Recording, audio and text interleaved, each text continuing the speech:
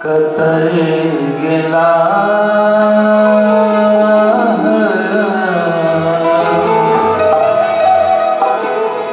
कतई गेला शिव किना हो भेला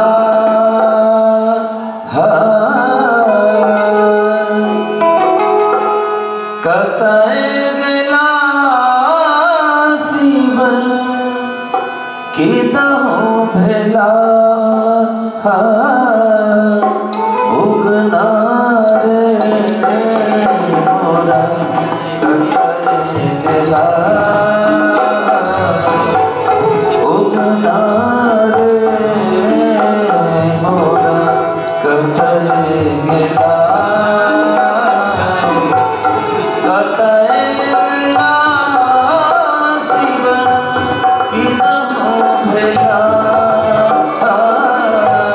कतई गेला शिव किना हो भेला उगना रे मोरा कतई गेला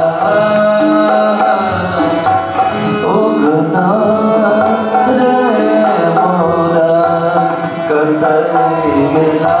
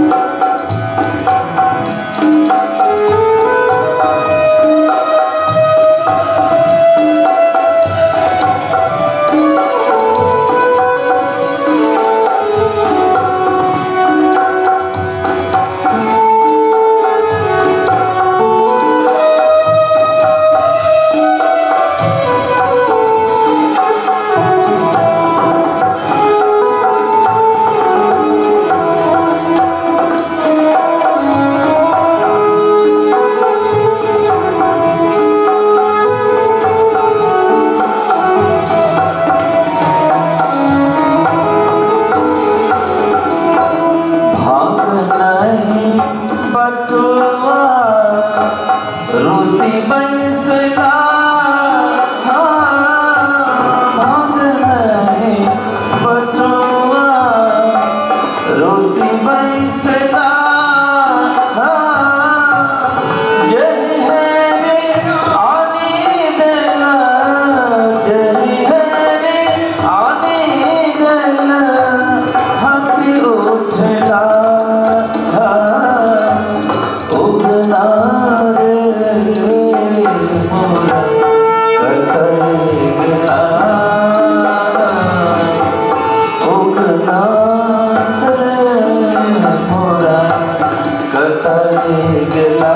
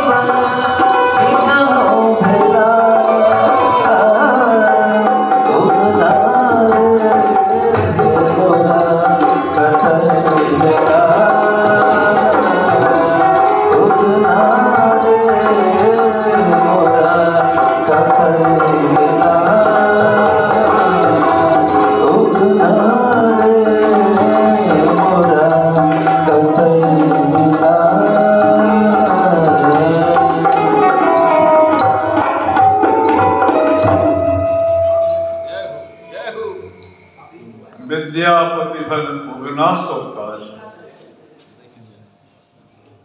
नहीं कर मोहे त्रिभुवन त्रिलोकी का रहस्य उगना चाहिए।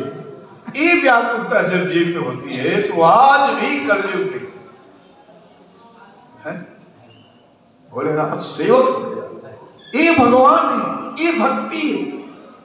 वही कह रहे दुर्वासा भगवान भक्त पर अरे भक्ति से उत्तम कोई मार्ग हो ही नहीं। भक्ति ही केवल भगवान को मार्ग।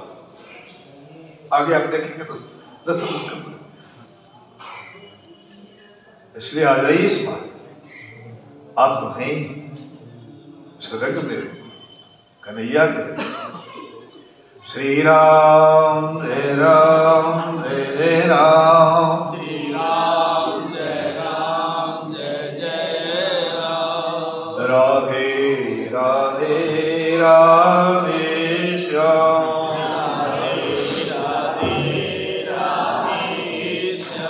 इसी पावन वंश में सत्यनिष्ठ महाराज सत्य हरिश्चंद्र, बड़े महाराज सत्य हरिश्चंद्र की जब तक सूरज चांद पृथ्वी है महाराज हरिश्चंद्र का नाम अमर।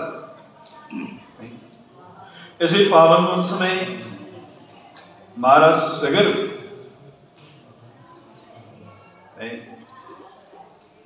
जिनके 60,000 पुत्र संत के भगवान के अपमान से स्वतः भस्म, जिनके वंश में महाराज भगीरथ जिन्होंने अपने तप से 3 पुत्र पीढ़ी के तप से भगवती गंगा को पृथ्वी पर उतारा। आज भी भगवती गंगा भागीरथी की नहीं, गंगा स्वयं भगवान है, स्वयं राधा कृष्ण ही गंगा है। गंगाजल राधा ब्रह्म द्रवी, ब्रह्म ही द्रव रूप में प्रभावित हो। गंगा जल के समान कोई जल नहीं है। गंगा भगवान शंकराचार्य कहते हैं गंगा जल लवकणिका प्रीता, एक बूंद भी जो गंगा जल पीता है शक्रिदपि देन मोरा विष्णु, एक बार भी जो कृष्ण की चमन अर्चना कर लेता है